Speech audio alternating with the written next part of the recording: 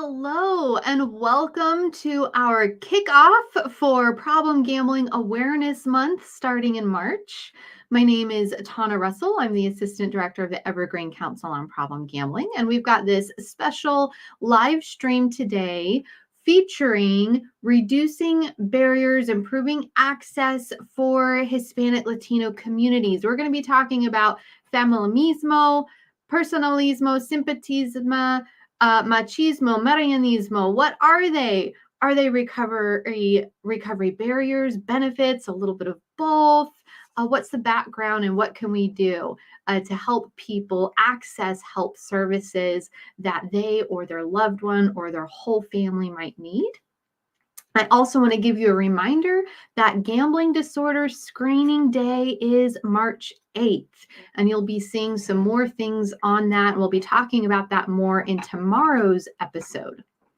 So with that, I would like to bring in our guests, and while they are coming in, I will remind everyone that this is a live stream event to both Facebook and YouTube. We encourage comments and questions from the audience, so please give us a shout out and leave something in the comments for us. You may see it pulled over on the screen. And for those of you who will be watching this when we're not live anymore, don't forget to check out the links and resources. So my guests today are from the National Latino Behavioral Health Association, National Hispanic Latino ATTC and PTTC. I'm going to let them unpack all of those acronyms and tell you what they do and what kind of resources they offer that you might not even know exist, which are fantastic, which you may want to access. We have Ruth Yanez and Priscilla Giamasi. Ruth, would you like to go first and tell everyone a little bit about yourself? Hi, Tina. Of course. Thank you for having me here with you, all of you today. Like Tina said, my name is Ruth Yanez, or Yanez for my fellows here in the United States. I am a licensed master's social worker, as well as a mother, wife. I identify as a peer with mental illness. I am the program specialist for the National Latino Behavioral Health Association, NALBA for short, and for the National Hispanic and Latino Addiction Technology Transfer Center. I know they're all manfuls. ATTC for short. The mission of the ATTC is we provide high quality training and technical assistance to improve the capacity of the workforce serving Hispanic and Latino communities in behavioral health, treatment and recovery. And then I'll let Priscilla say more about the PTTC. And then, of course, we also disseminate and support the implementation of evidence-based and promising practices to enhance service delivery, promote growth of a diverse and culturally competent workforce. And then we are committed to increasing health equity and access to effective culturally and linguistically grounded approaches. And same thing with NALBA. Our goal is to influence national behavioral health policy, eliminate disparities in funding and access to services, and improve the quality of services and treatment outcomes for Latino populations. So everything that we do is around Latinos. We're here to grow our own, to support, to educate, to disseminate, to raise awareness, to advocate, all the above. So very happy to be here. Excellent. Thank you. And Priscilla, tell us a little bit about what you do and the PTTC. Thank you. Thank you so much. Hello, everyone. It's really nice to be here today. Bom dia, boa tarde, good afternoon, good morning to everyone. My name is Priscilla Giamasi. I am Brazilian. So Portuguese is my native tongue. I am Latina and I use she and her pronouns. My background is in business and in project management, and I am a certified prevention bilingual specialist. I am working as the project coordinator for the National Hispanic and Latino Prevention Technology Transfer Center, which is housed at the National Latino Behavioral Health Association. I'm also a member of the Latinx Advisory Committee for the Evergreen Council on Problem Gambling, so I'm really, really honored to be here with you all today. Thank you. And you all have been doing quite a bit yourselves around Problem Gambling Awareness Month and getting the word out. Can you tell us what all you have done to help advocate for problem gambling? Yes, of course. I forgot to say, I am also part of the National Hispanic Council with you all. And, this year we really wanted to provide just very tangible and very qualitative, like resources for the community. So one of our goals this year was to enter into a collaboration with Evergreen, which I know right now we have a work plan full of deliverables and things that we want to achieve, collaboration efforts in training development. We are developing fact sheets around this topic. We also just created short videos for the community to provide education around what is problem gambling. We talk about our cultural values, as risk and protective factors, and all of everything that we do at both centers available in English, Spanish, and Portuguese, and all of our resources are free of cost. So the whole community can have access to them. But we're super excited about the collaboration that we are going to be having with you all. We're also going to be presenting at your conference, this year. So there's a lot of things that we are trying to do to address this issue within our community. Thank you. Yeah, I'm glad you mentioned the conference. So for those of you who haven't heard or might not be getting the announcements, our Focus on the Future Spring Conference is scheduled to be in person April 25th through 28th at the Heathman Lodge down in Vancouver. So you can check out our website for that. And our guests here today will be doing a session among many great sessions at that conference. So you don't want to miss that. And you mentioned your fact sheets and videos. Where can people find those if they want to check those out? And you said in English, Spanish, and Portuguese, 3 different languages, all for free. Where can people find those? Yes, Priscilla, go ahead. Thank you. So you can access this information on our websites. I think we can provide the links so you can access all the resources that we have developed and the upcoming ones. The first educational flyer that we developed was in 2021 around this topic. Is a one-page. We are connecting with our culture. We are also mentioning COVID and how, like, even during this ongoing pandemic, gambling can still be a problem. And we are highlighting some of the warning signs and how you can pay attention to your behavior or those that are around you to understand if that gambling is problematic and you should pay more attention to. And the videos, that was like an idea from Ruth. As soon the pandemic started back in the beginning of the 2020, we could not like do in-person trainings. We could not be in touch with our community, but we still had so many important messages to present to them. So Ruth was like, what about we do some short video messages and we make them available to our communities in the 3 languages so they can access in a timely manner cultural tailored messages. The ones in Portuguese, they have been all recorded by Portuguese native speakers, the same for the Spanish one. And we have even inviting community members and family members to record some of those messages for us. For example, in February, we honored the Black History Month, and we do not identify as Afro-Latinas. So we invited some of our colleagues that do identify as Afro-Latinos to be more respectful and more sensitive around the topic. So we are doing the same for the Gambling Awareness Month. The videos were just released this morning, so it's just fresh. Ruth developed an amazing script, and we did the translations and the recording in Spanish and Portuguese, so you can access the information. And I think it's an easy way for us to inform our communities, to share the information around, because it's not like a extensive video, it's like a short video. So you can read as like you're doing your brush, and then you're just watching a YouTube video and getting educated about the issues and how you can ask for help.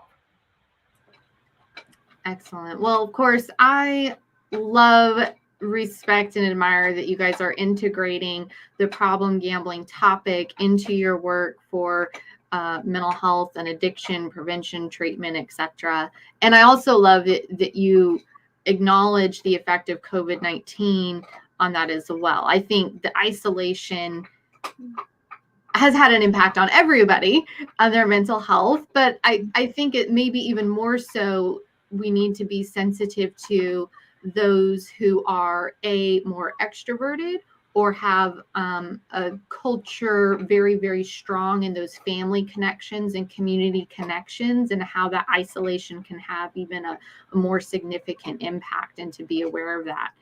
So thank you for that. So let's jump into some of our topics of discussion for today. The first is Familismo. I always get tongue-tied over this one. Familismo. What is this? Can you explain what Familismo is? Mm-hmm. Of course. As many of us in the Latino community, we know Latino family ties are extremely important. And many of our family members are influential in the development of our young children. We know that grandma, grandpa, aunts and uncles and cousins, we are all heavily involved in each other's life, where we don't just see each other as like the immediate family. Oftentimes, we're always paying attention to our immediate and extended family systems. So familismo, or family, it's something that Latinos we value a lot. And even for most of us that, for the ones that we have migrated into other countries, like the US, we end up developing very unique family ties with either friends, our neighbors. We love having comadres, compadres. We're all about that collectivism. We're so collectivistic. We love to support, we are caretakers. So definitely just family gatherings. I used to work at a hospital, and many of my colleagues, they used to say, you have a Latina family in the lobby area because all of the family members are there. We take the whole lobby, waiting for news for our family members to see how they're doing, what's happening. We'll take our lunch, our breakfast, and we'll just sit there waiting for news, which that was even a challenge during now with COVID, given all of the restrictions, even in hospital settings. But so that just tells you, like, we're always influencing. Grandma always has something to say about how we're treating our kids. Mom always has a remedio to cure that sickness. Dad has something to say about how you're acting. Tias want to know what's happening with your love life. We're all about family dynamics. And sorry, Tana. I'm laughing. I'm thinking today is the 4th birthday of my first nephew, and he's back in Brazil. And I was just thinking, like 4 years ago when he was born, there were like 10 people on the waiting room while my sister was in labor. And we were like, we rented a bus and we were all there together.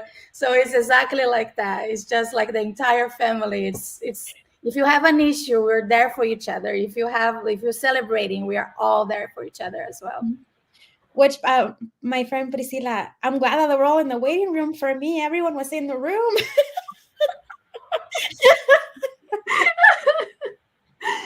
Oh, so obviously having these super strong family bonds and connections and going through things together can be a huge benefit when you're bringing a new life in, or there's grieving to go through together, etc. What's the relationship between this and gambling activities in the family, views of gambling, or having problems? do's and don'ts? Like, what's that relationship? Yes. So, like I said, we're all about carne asadas, right? Like family gatherings. But even when so I started doing a lot more research around gambling last year. This is my second time doing a live interview with you all, and I have learned so much about gambling. But um, looking back into my childhood, or even now as a grown up, like I know for my family, loteria is a huge thing, right? Bring out the loteria. And I remember as a little girl, we were all bring like our coins, and we used to all play loteria, gambling like a quarter per game, and whoever wins, gets all the quarters. And then it's like I was able to win $5 this time. And so you don't realize how you partake in this behavior, because unconsciously we normalize it because we see it as a way to socialize within family gatherings. So I can now, of course, for me, and I can speak on my own personal story. For me, it was a little bit different in the sense that I have a mom who's always been really aware around mental health. My mom, I always say, ever since I was a little girl, every morning she would tell me, Morenita, in the morning when you wake up, ask yourself how you're feeling today. And if you're not doing well, I want to know about it. What's happening? Like, she normalized us having emotions really early on, even with my brother. Mijo, like, do what you can. Let's have a conversation. It's okay to feel sad. It's okay to be upset. And I think that because of all of these, we had really open discussions around everything. And so even though we would play loteria, my mom was always very good at letting us know, okay, this is okay, but no more than this, okay? That we're keeping it here. Like, that's all we're doing. But you think, like, even when I was a little girl, I know in Mexico, we loved, there used to be called tazos, and they used to come in like potato chips, and they were like this plastic round things with, like, kids would collect them.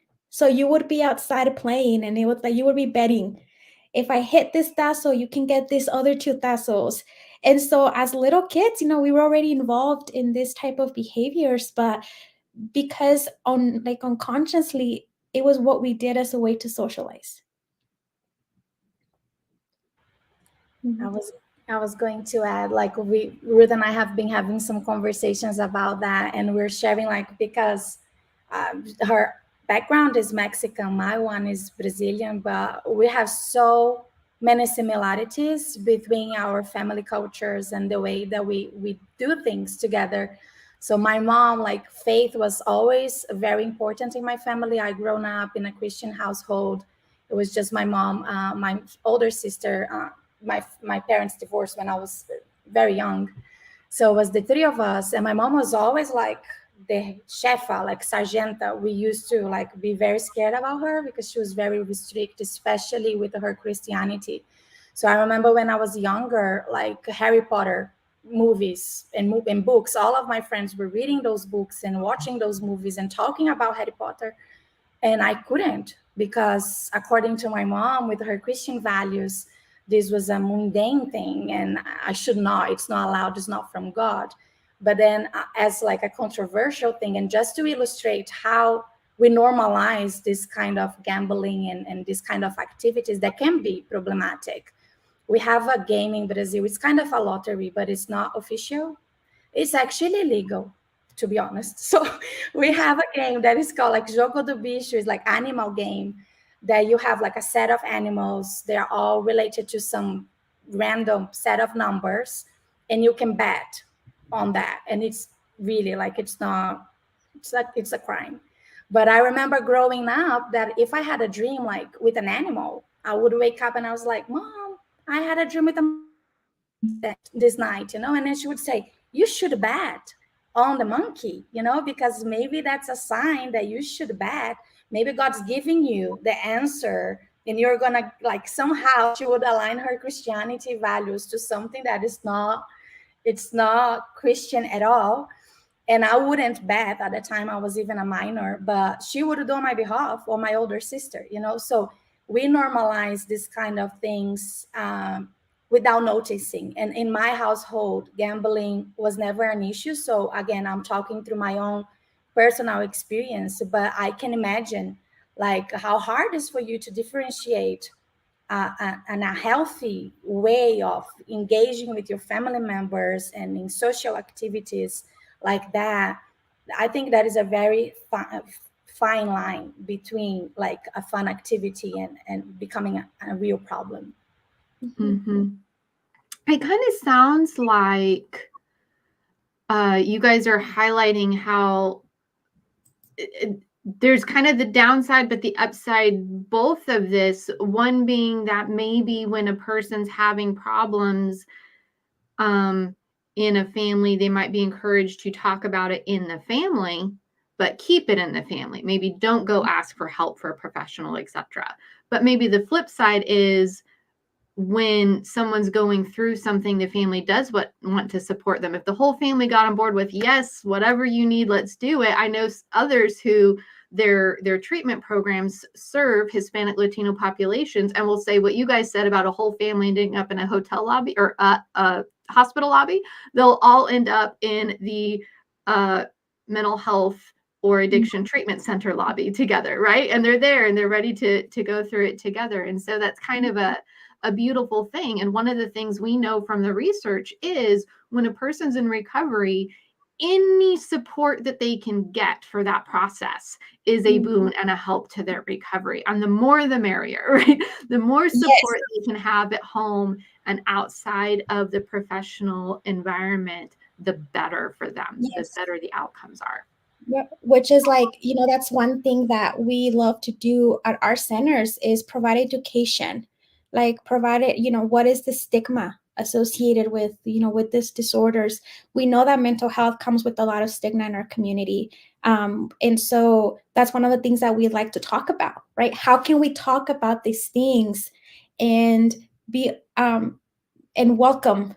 Because I always say, we Latinos, we value education. We want to know how we can help, and we will engage in a training. We will engage in a conversation.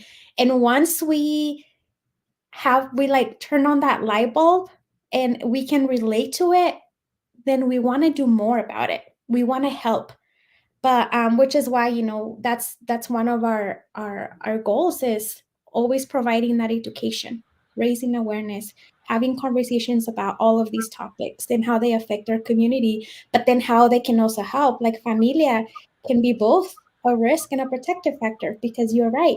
You have that family setting where it's like, we have a dicho of los platos sucios, like los trapos sucios se lavan en casa. Like you do your laundry, your dirty laundry at home. Don't be telling people your problems. But at the same time, we know that if we engage in treatment and we incorporate family, then we're going to be pretty successful in our recovery, because we're going to have that ladder of support that's always like constantly pushing us into our recovery. And I was going to add that like I think the first big trauma that I experienced was when I was 7 with the divorce of my parents. And my mom, she was so intelligent at the time because we always started going to therapy together as a family and individually. I was the only one that actually kept going. So I'm still on therapy. I'm 32 now. And when my friends come like sharing some issues or venting, they're like, you sound like a broken record. Like every time that I come for advice, you're like, go to therapy. And because therapy for me, like it saved my life. And even through the process of moving abroad, through the ongoing pandemic, the isolation, all of these things that really impacted all of us, all of our mental health at some level.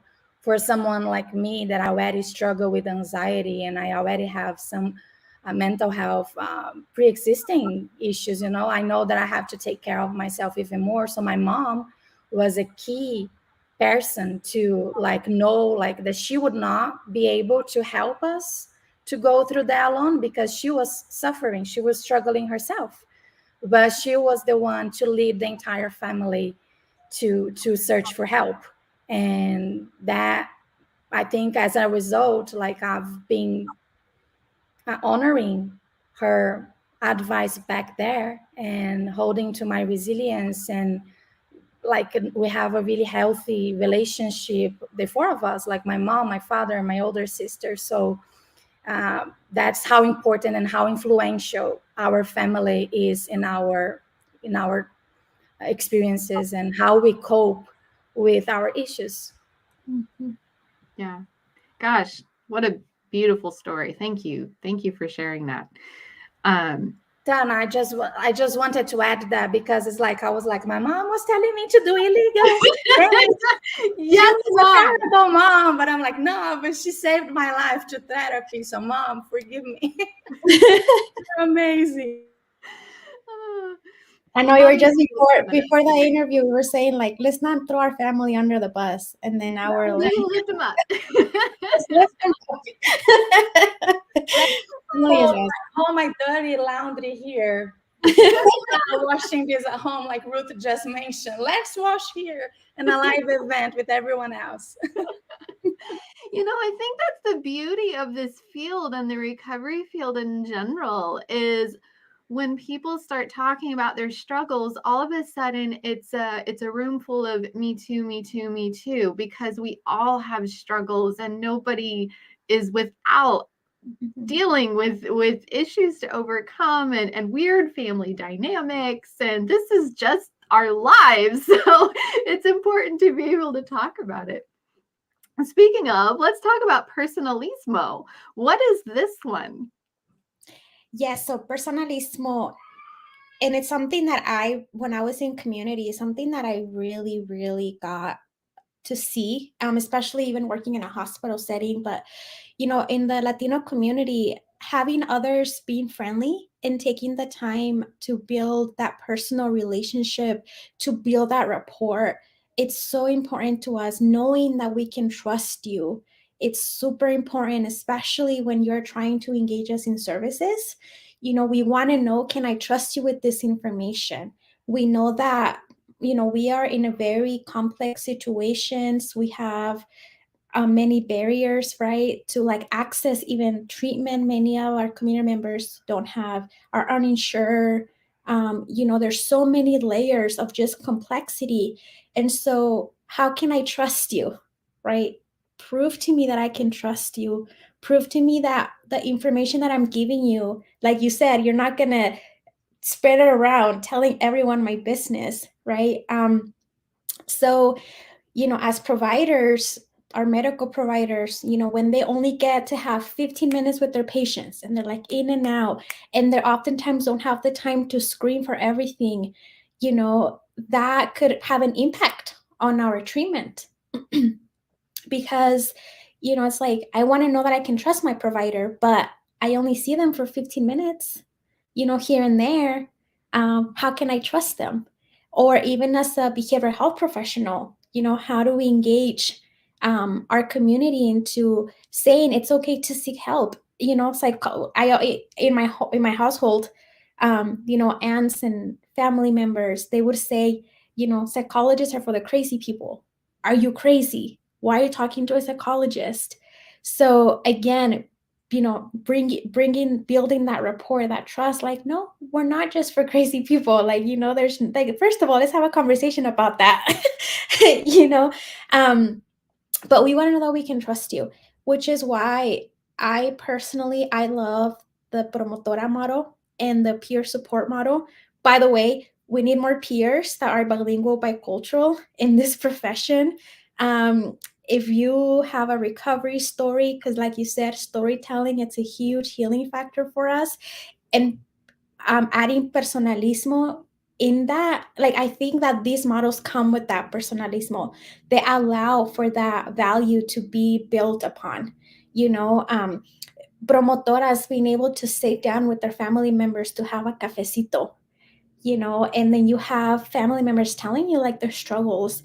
Like, breaking bread is so important to us, knowing that you're taking the time to listen to us, because again, all of that builds these really strong relationship ties. I was thinking, Ruth, that we delivered a webinar last year, and we actually, with that webinar, that was the origin actually of the toolkit that later on in November we put together, honoring the Day of the Deaf. That is a holiday very special in our communities, celebrated in November. But I was thinking that we started, like, we're all been suffering with grief, and my family, grief is never something that is like openly spoken.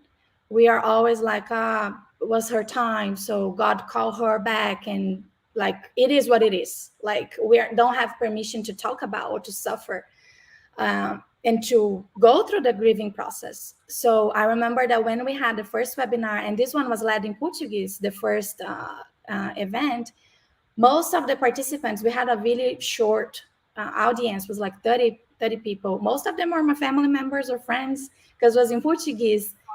I think we built such a relationship with them, because as the centers, we are not serving the patients or the clients at the end. We are serving the providers that are serving the community.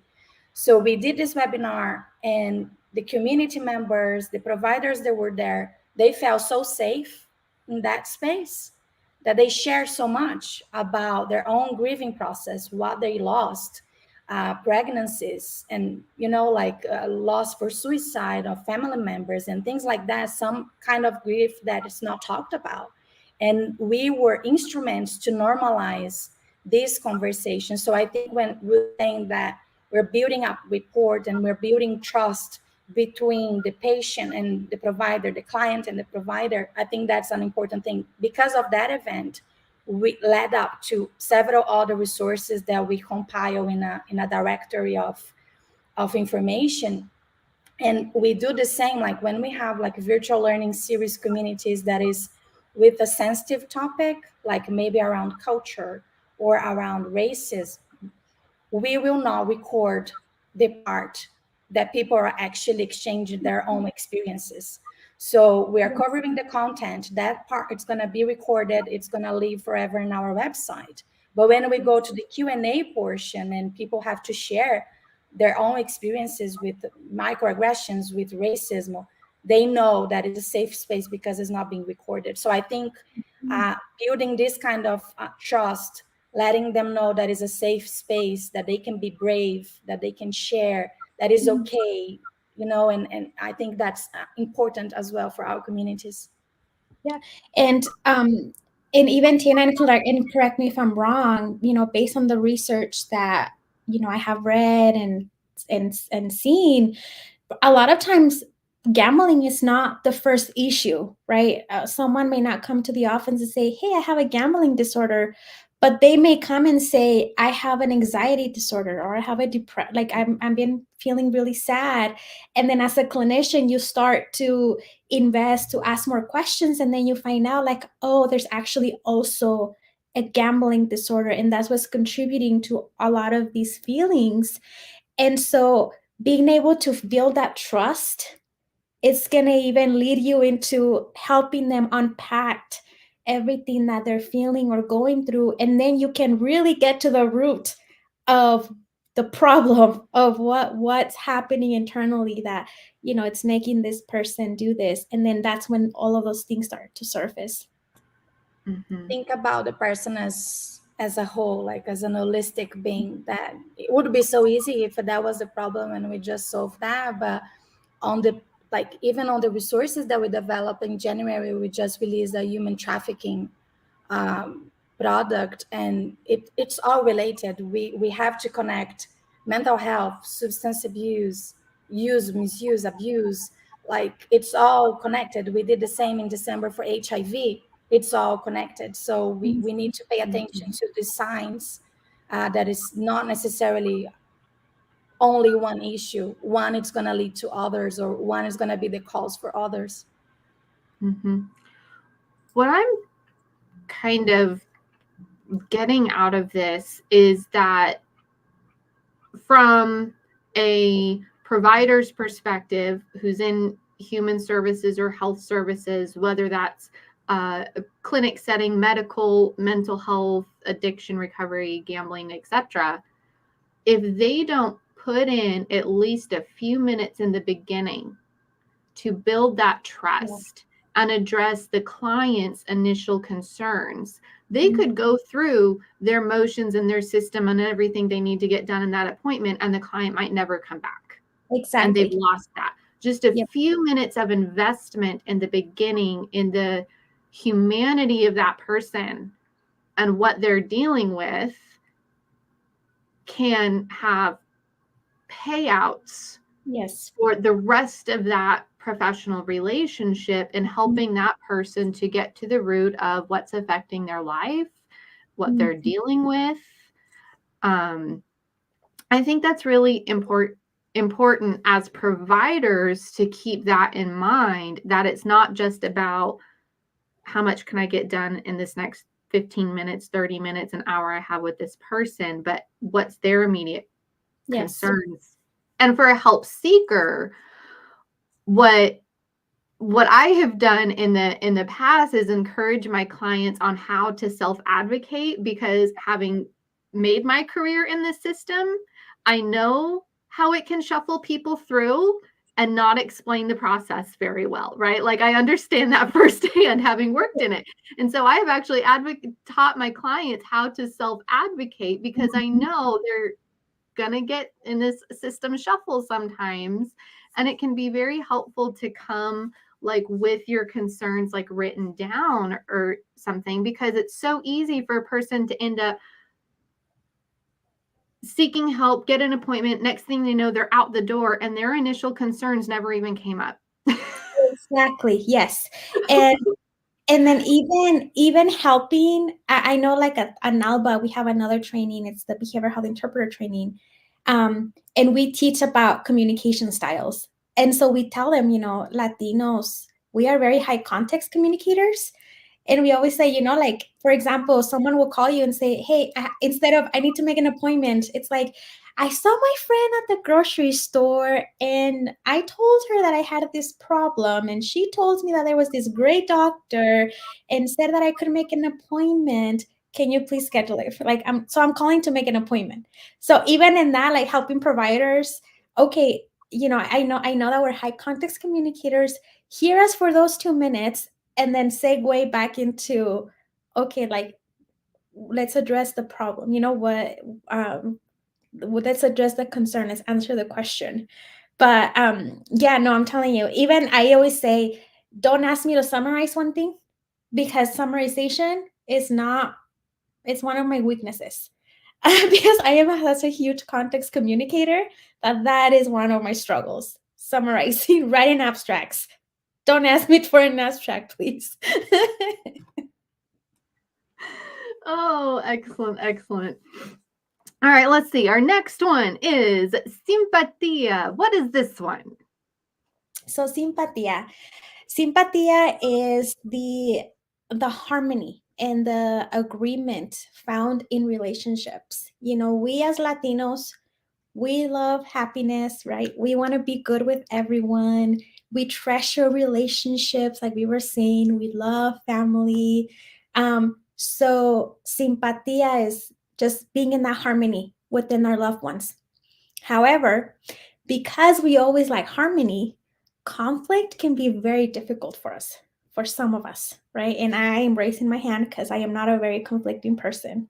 So when trying to address or confront, your family member that's maybe struggling with problem gambling or any other addictive behavior, this could be a challenge, right? Because we don't want to be in confrontation. We don't want to challenge our family member, our loved one, and then we respect authority. So if this family member, we look at hierarchy a lot. If this person is higher, it's an elder, it's a parent, it's an aunt, it's a grandma, it's an uncle, it's going to make it very difficult for us who are younger to confront, to challenge, to ask the question.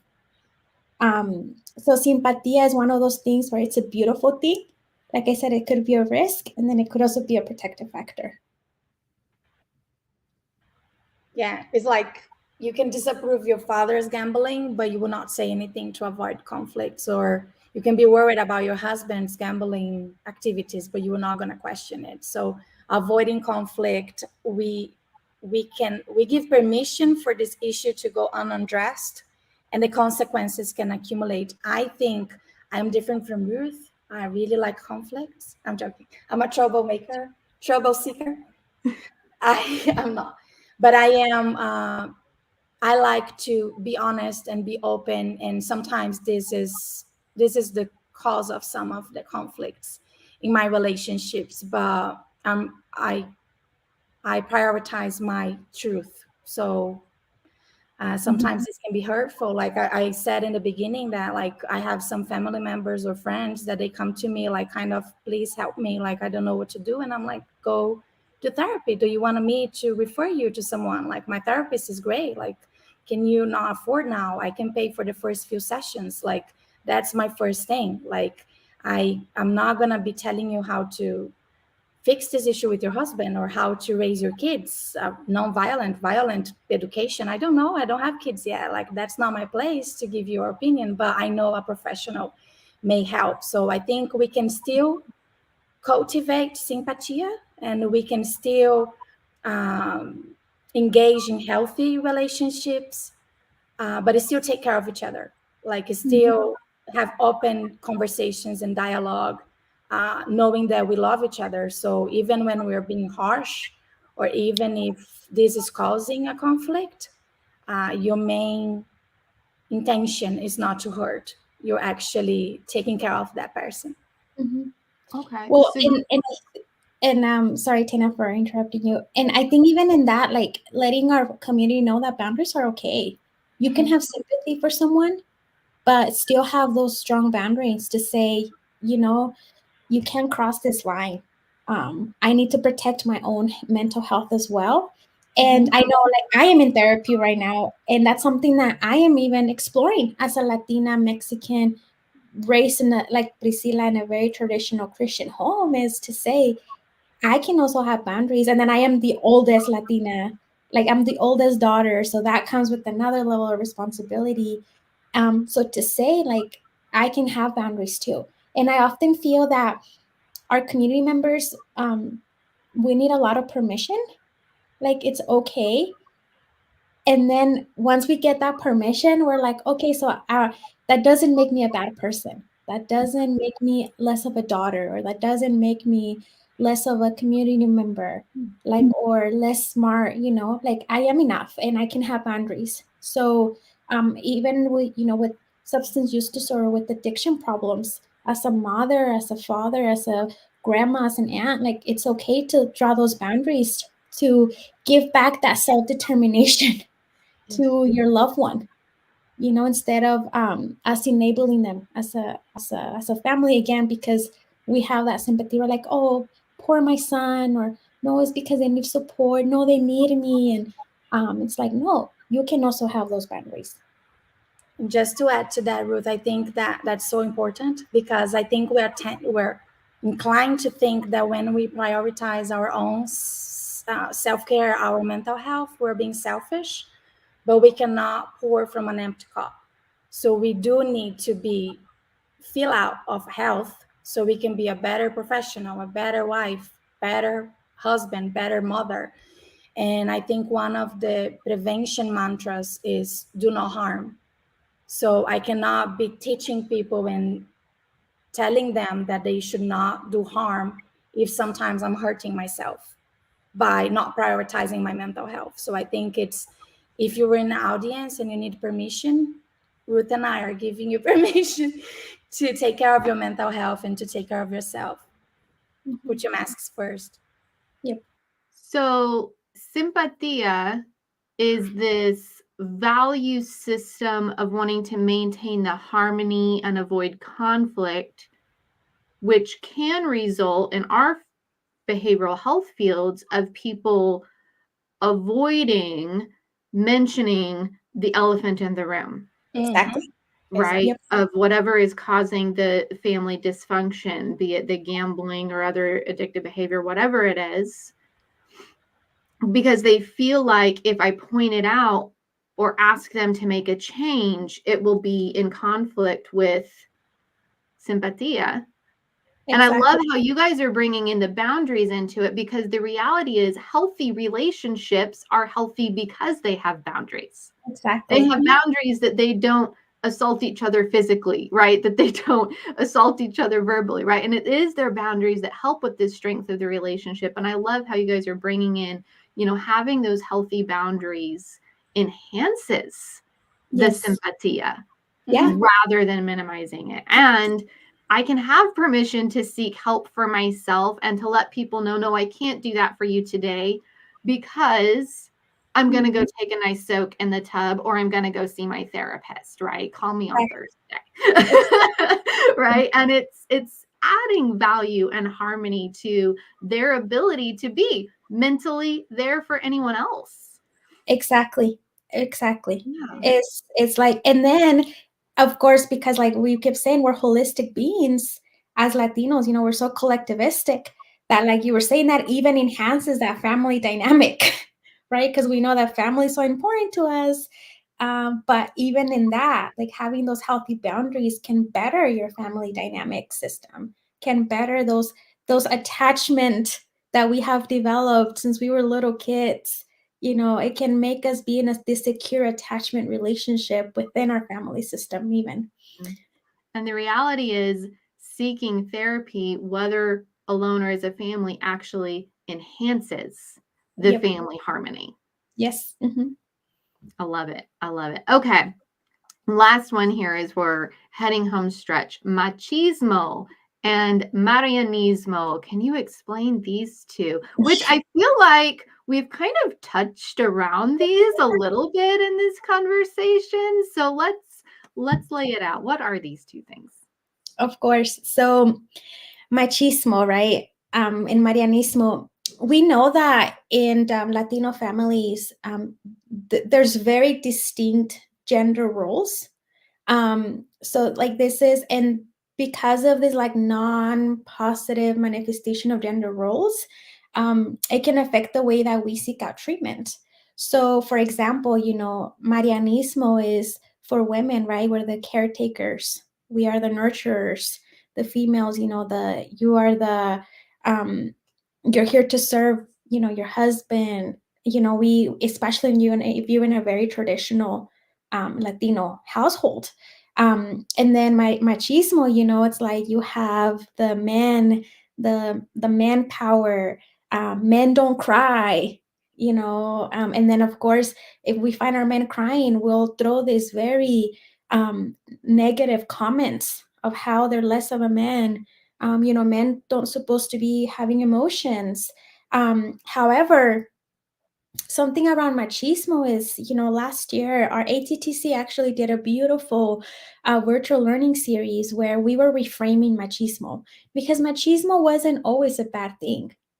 Having this protector wanting to take care of you, valuing you, being that hardworking person, it wasn't necessarily a bad thing. I think that the Western society have very much evolved that into a very negative thing. But when it first came to be, it really wasn't. And so teaching our men that it's okay to seek help. This is one of like my I love this topic, is to like letting men know, like, hey, men also go through struggles. Men also have feelings. Men want to be asked, how's the family? How are you feeling?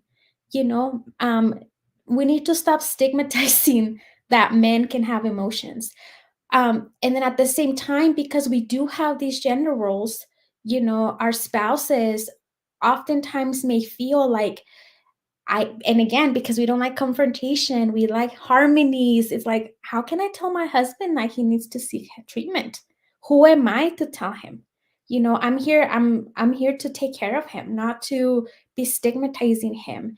And so we, in a way, that again, that could be a risk factor, is that we don't encourage them to seek services, or the other way around, right? As women, I'm supposed to be the caretaker. I'm supposed to be the nurturer. I'm supposed to be there for my kids.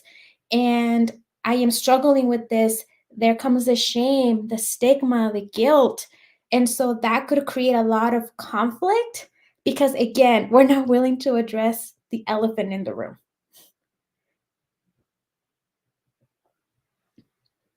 I think Ruth covered pretty much everything, and you see, you summarized. when I Oh.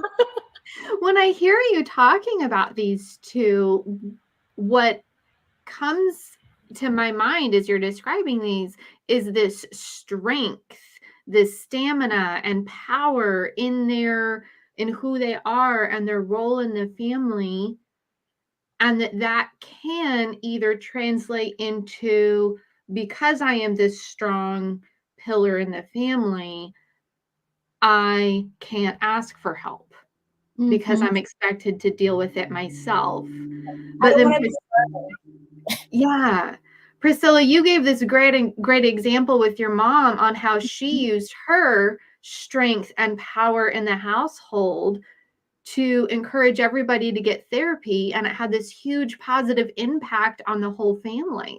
You know, it's like it can be used in such this beautiful, positive way to help your family to grow and connect and unite. And I think one time a client said to me, I'll never forget this. I asked, what's something you want your son to learn from you, from the life that you've lived? And he said, I want him to learn that he doesn't have to be perfect, but when he sees something in himself that needs to change, he has the power to change it. Yeah. Right? Like, I want him to see that me, as kind of his dad and man in the household, I'm making a change for myself because I see an issue here and I'm bettering myself. And I want him to learn that he can do that for himself. And I thought, oh, that's neat. It's such he wasn't from a Hispanic Latino community, but it was kind of this same kind of feeling of, I'm going to lead by example here, and me changing is my strength. Exactly. Yes. And I love that because that's exactly it. You know, it's leading by example. And again, going back to that storytelling. Been there, done that. I know how it feels. Let me show you the way. Like, let me support you. And like, I love what you said because there's been a lot of research that have shown that in Latino families, you know, women are, when it comes to healthcare, mental health, women have a lot of influence in seeking service. Like, you know, if my mom made me a doctor's appointment, I'm going to show up to that doctor's appointment because my mom made it for me. You know, if my mom tells me that I need to go to the dentist, I'm going to go to the dentist because mom tells me I need to. You know, same thing with husbands. You know, like, I know with my parents, my dad will not get like, he won't go through a procedure without my mom there. It's like, mija, are you going to take me? You know, or my mom making him those appointments of, you have an appointment at this day and we're going over there, you know, because we push, we value those items. So yeah, it's really important. And then of course, as women, you know, finding our voice and speaking up. And you know, there was a shirt that said women have been taught that they look prettier when they're quiet, but in reality it's like, no, like, it's time to speak up, like, raise your voice, you know, confront the situation. It's so powerful.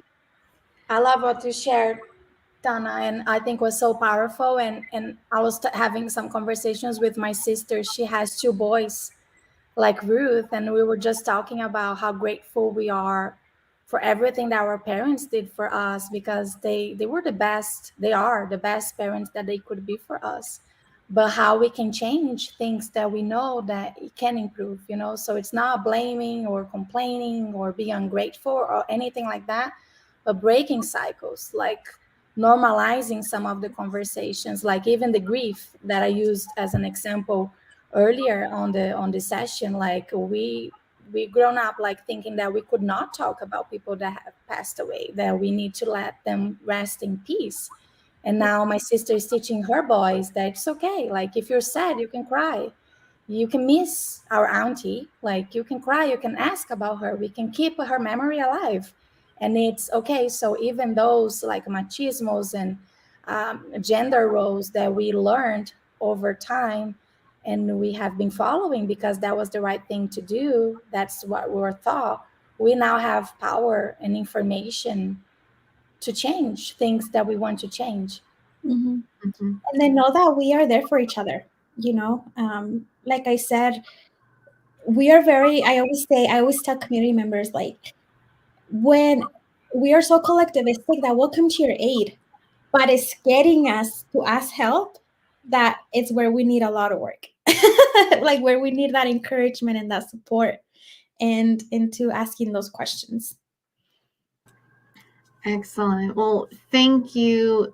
Thank you both. I really appreciate what you guys have shared and the stories. And I think it's so important for professionals in human and health services to learn more about cultural specific value systems so that they can be more aware and sensitive to those, and for just as human beings who are all just doing our best to get through our days and make improvements on ourselves, it's really useful to understand how our cultural values can be used in a positive way for these changes that we're wanting to make and how to make the most of that. I think that's amazing. And I think one of the messages that has continued to prevail throughout this last hour of our conversation is how collective this is. No one heals alone. No one has to heal alone, right? We have very complex relationships and dynamics with the people in our life, and what I'm going through affects them, whether I talk about it or acknowledge it or not. It's going to have some sort of an impact on them as well, and we don't have to carry these things by ourselves. Mm-hmm. We like to say it takes a village to raise children. Well, it also takes a village to help us in our recovery journey. It takes a whole village. So, and you don't have to do it alone. Absolutely. I like to talk about how sometimes mental health and addiction issues are boulders in a person's life. Other boulders that people deal with might be loss of a loved one or a natural disaster or a car accident. These are those things that we hope never happen, but they do. And when it happens, no one expects people to go through and recover from that by themselves. Mm-hmm. Well, mental health issues and addiction issues are also boulders that no one needs to be going through by themselves, but they can get confused as an independent problem. And when a person is trying to carry a boulder by themselves, it will crush them under depression, anxiety, loneliness, isolation, etc. But when they have communities, be it their 12-step community, their treatment group, their family, their therapy sessions, whatever, all of a sudden, like, it's literally like their body posture relaxes, and all of a sudden they are not carrying the weight of this thing by themselves anymore. Exactly. And just very quickly, one exercise that our executive director taught us actually is we have this exercise called the ladder of support. So every time we do a training, we like for participants to identify who are your natural supporters. Who is it? Your pastor? Is it your mom? Is it your tia? Is it your grandma? Is it your comadre? Is it your compadre? Like, write their names down. Put contact information.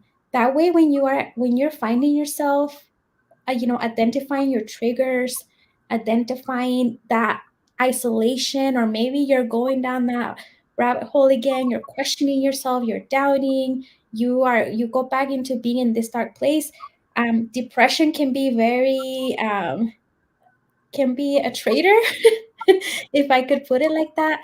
Along with addiction and things like that. So we tell our participants, who is your natural support system? Do you have a traditional healer? Who can you reach out to, and put it on your fridge? Have those names present so that when you do need help, when you do say, hey, I'm on my way to the casino, can you please talk to me so that I don't go? Or hey, I just got paid today, can you just please talk to me so that I don't go spend this money? like have someone there for you, because I can guarantee you that,